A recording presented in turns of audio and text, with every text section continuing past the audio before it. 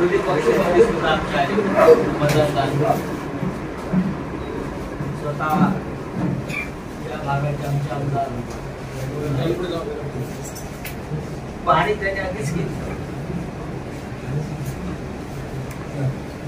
छत्रपती शिवाजी महाराजांचा छिन्न विछिन्न झाकून ठेवलेला पुतळा दुर्दैवाने आम्हाला पाहावा लागला. या महाराष्ट्रातही 500च्या प्रलयानंतर, लातूरच्या भूकंपानंतर हा एवढा मोठा आघात महाराष्ट्राच्या समाधानावर झाला.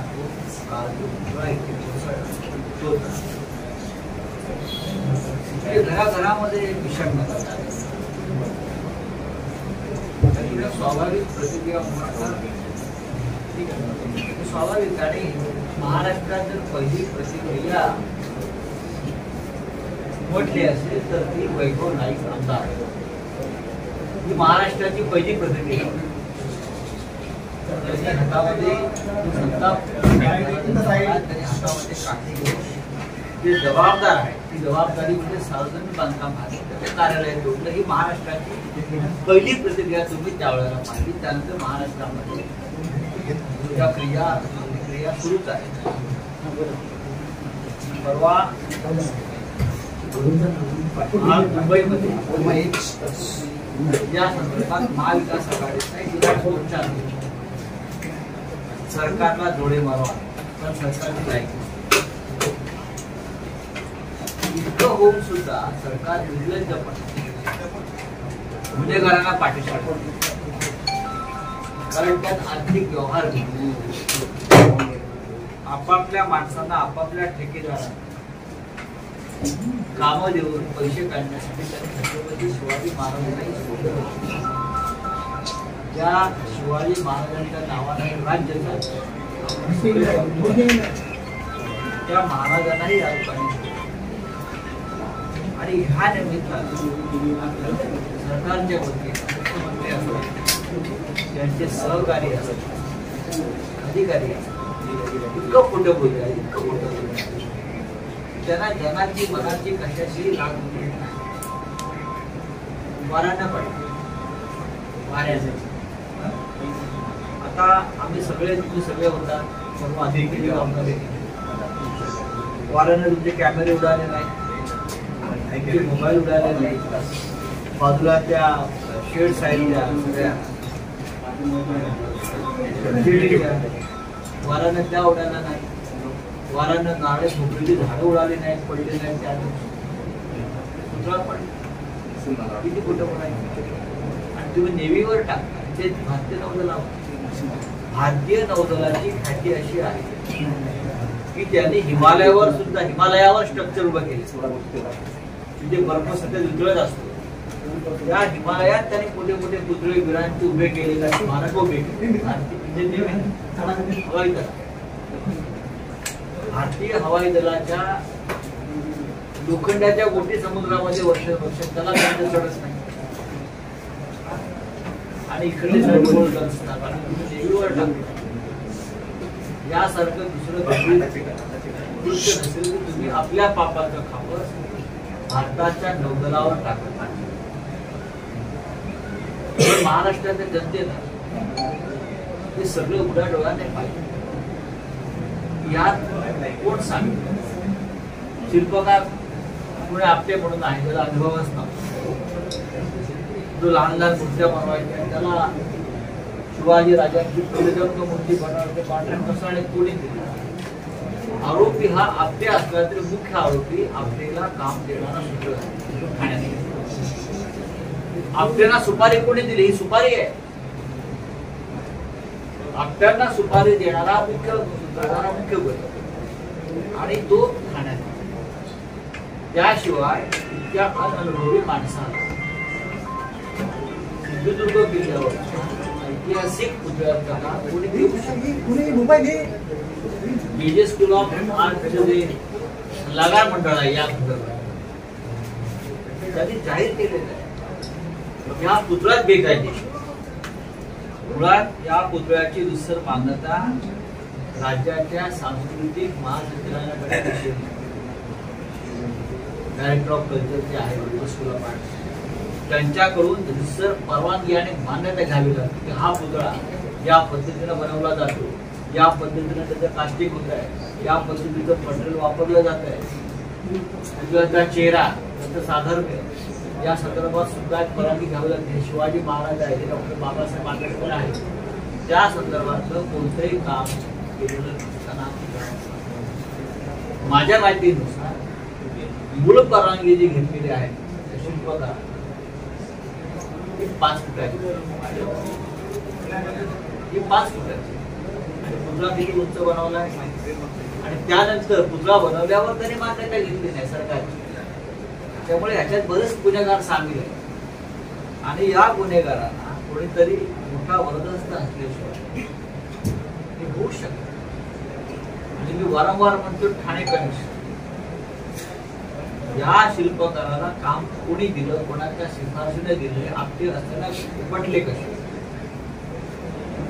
त्याचा शोध आधी. अजूनही फक्त मगाशी मला आमदार वैभव नाईक सांगत होते अजूनही फक्त एफआयआर दाखल दुसरे गुन्हे नोंदवायचे, कोणाला अटक झालेली नाही, कारवाई नाही, कोट्यावधीचा व्यवहार आहे, त्यात आता ईडी नाही, सीबीआय नाही, लष्कराची इंटेलिजन्स नाही, कोणी केलंय सगळे. अशा प्रकारे समुद्रमार्गे एखादा अतिरेकी घुसेल, त्याला कळणार सुद्धा नाही, घुसवतो राज्यातलं सरकार काही करू शकतो. राऊतसाहेब सगळ्यांनी माफी मागितल्यानंतर सत्ताधारी मंत्र्यांना विषय भेटला, आम्ही माफी. अच्छा, पण राऊतसाहेब मुख्यमंत्री विषय भेटतो का? माफी मागितल्याचा विषय भेटतो? असे अनेक विषय आहेत की माफी मागून सुटायला पाहिजे. असं माफी मागून ते विषय सुटले असते छत्रपती शिवाजी महाराजांच्या 40 गद्दारांना माफी द्यायची आणि माफी मागतो आम्हाला माफ करा, असं होत नाही. सरकारच्या गळ्याशी प्रकरण आलेलं आहे, सरकार याच्यामध्ये पूर्णपणे अडकलेलं आहे. सरकारला बाहेर तोंड दाखवायला जागा नाही या प्रकरणात. छत्रपती शिवाजी महाराजांच्या बाबतीमध्ये इतकी बेफिकी, त्यांच्या कामातला भ्रष्टाचार महाराष्ट्र कधी सहन नाही करत. मुख्यमंत्री म्हणतात की 100 वेळा मी माफी मागायला तयार आहे.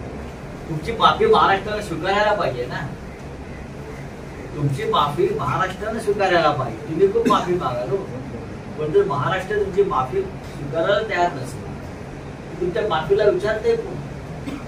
मुळात या शिल्पकाराला काम देण्याची शिफारस कोणाची ही तुम्ही काय जाहीर करत नाही? माफीच्या नंतर हो तुमच्या घरातला कोणी आहे का याच्यामध्ये, याच्यामुळे काम त्याला मिळालं? ते तुम्ही माफी मागायची आहे ना, माफीचा विषय नंतर आहे.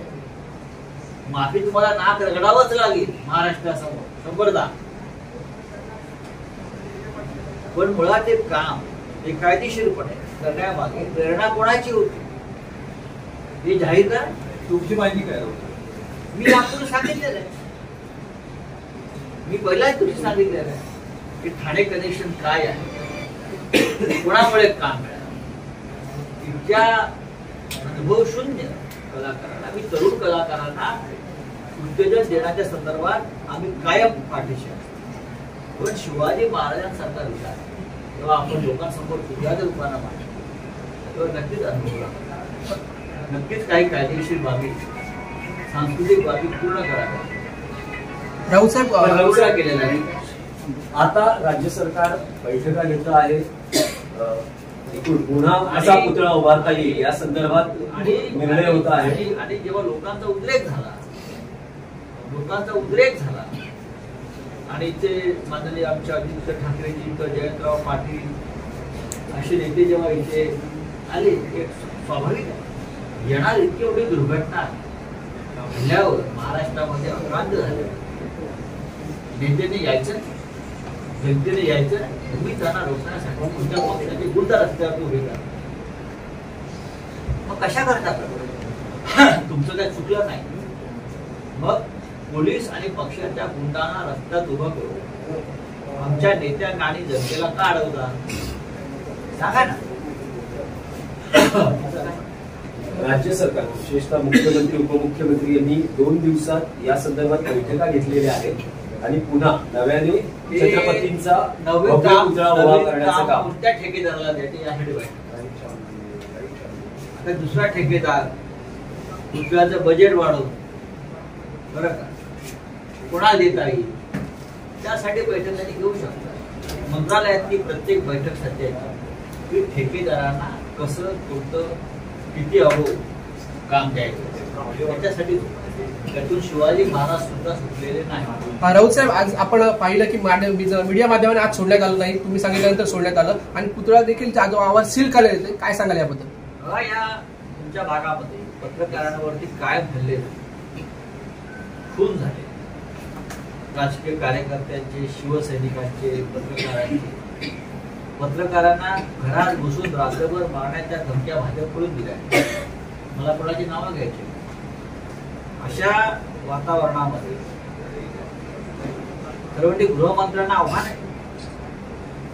राज्याला गृहमंत्री आहे का हा मुळात पहिला प्रश्न. गृहमंत्री असेल मग गृहमंत्री इतका दुबळा आणि गोळ्या कसा की पोलिसांना त्याच्या समोर म्हणजे ते बघतायत टीव्हीवरती पोलिसांना धमक्या दिल्या जात आहेत त्यांच्या.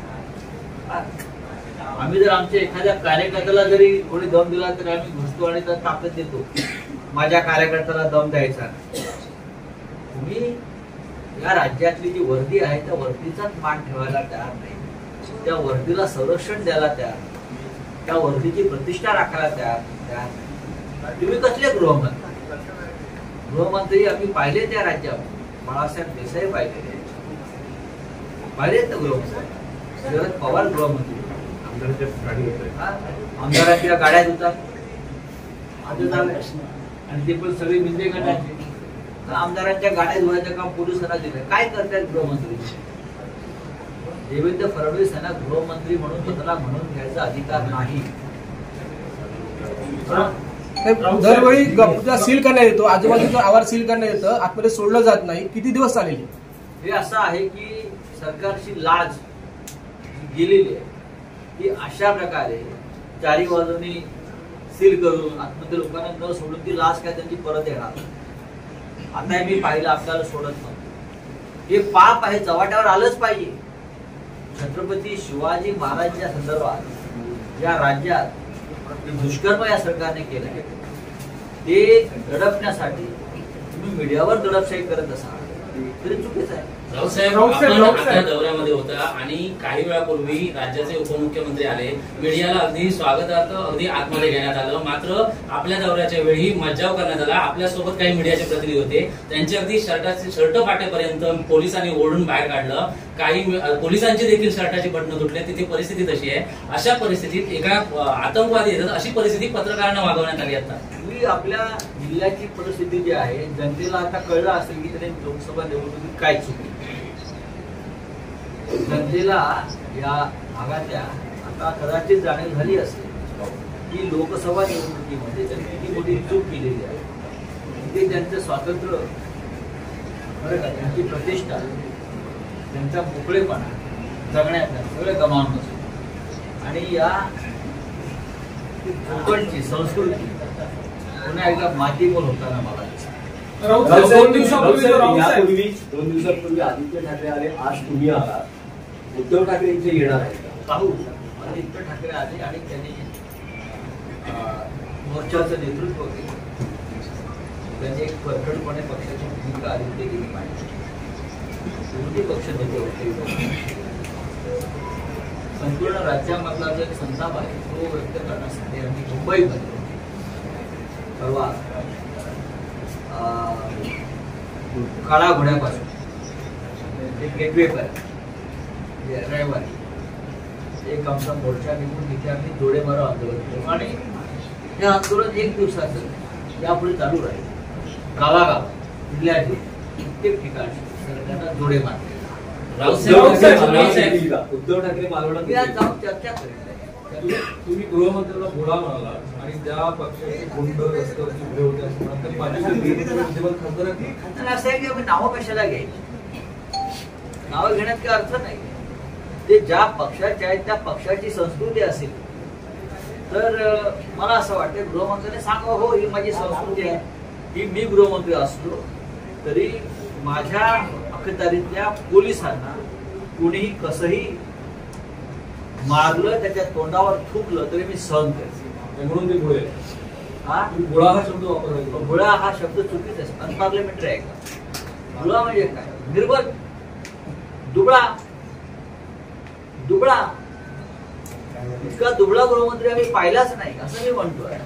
त्याच्यावरती वारंवार तुम्हाला प्रश्न विचारत आहे, त्यातून तुम्हाला काय मिळणार नाही. मी जो शब्द बोललाय तो योग्य आहे. राऊत साहेब, परवा दिवशीच्या गाड्यावरती बोलताना राऊत साहेब अनावरण झालं होतं.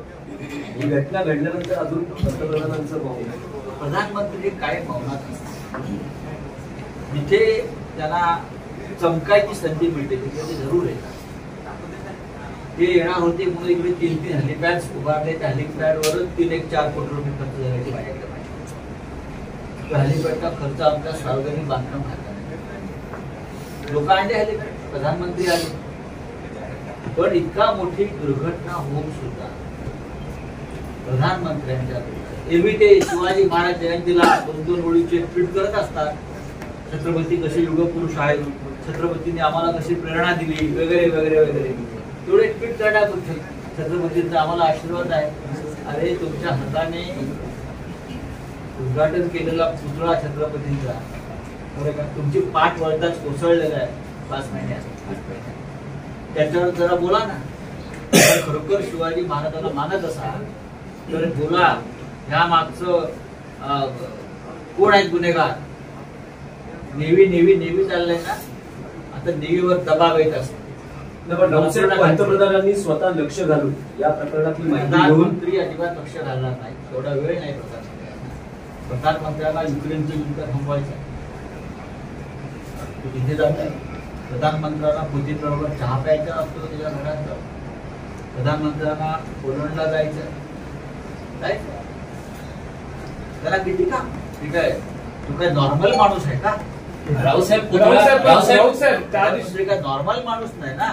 रावसाहेब पुतळा पडल्यानंतर 307 सारखा अटेम्प्ट टू मर्डरचा गुन्हा दाखल केलाय. मात्र या ठिकाणी काही तज्ञ आहेत त्यांनी म्हटलंय की हा एक केस जी आहे ती कुठेतरी लूज होण्यासाठी हा गुन्हा दाखल केला आहे. माझ्या माहितीनुसार गुन्हे दाखल केल्यावर संबंधितांना जामीन तात्काळ मिळावे यासाठी ठाण्यातून पुन्हा सूत्र पोलीस अधीक्षक जिल्हाधिकारी यांना ठाण्यातून फोन आले. मी ठाण्यातून वकील पाठवतोय जामिनासाठी तुम्ही व्यवस्था. असे ठाण्यातून आलेले फोन आहेत ते रेकॉर्ड होते.